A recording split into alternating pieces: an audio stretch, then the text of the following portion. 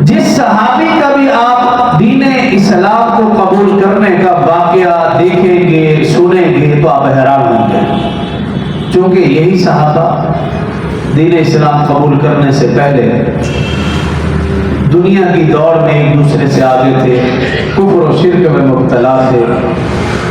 بت پرستی میں مبتلا تھے، شراب نوشی میں مبتلا تھے، اور پھر جب رسول اللہ صلی اللہ علیہ وسلم نے ان پر محنت کی، اور یہی صحابہ پھر ایسے ہیں جس کی قرآن میں اللہ تعریف فرما رہا ہے، احادیث میں رسول اللہ صلی اللہ علیہ وسلم ان کی تعریف فرما رہے ہیں، ان کے لیے پھر جنت کی بشارتیں ہیں، جنت کی خوشخبریاں ہیں،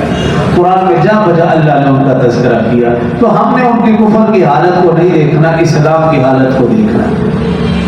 اور پھر دیکھنا یہ ہے کہ صحابہ اور اہل بیت اعظام نے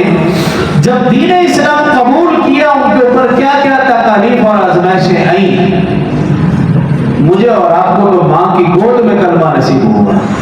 صحابہ اور اہل بیت کو ایسے نہیں، بڑی محنتیں، مشقتیں، تکالیف، پریشانیاں، آزمائشوں کا سامنا کرنا پڑا، تبھی تو ان کو قدر تھی۔ مجھے اور آپ کو ماں کی گود میں کلمہ نصیب ہوا، قدر ہے ہی نہیں۔ 70 سال کا بوڑھا آپ سن لیں، وہ کلمہ صحیح پڑھ نہیں سکتا، اس کے زبر ذہن کے اوپر اس کی توجہ ہے ہی نہیں، اس کو پڑھنا آتا ہی نہیں کہ لفظ کو معروف کیسے پڑھنا ہے اور مجہول سے کیسے بچنا ہے۔ کیوں؟ ہمیں ماں کی گود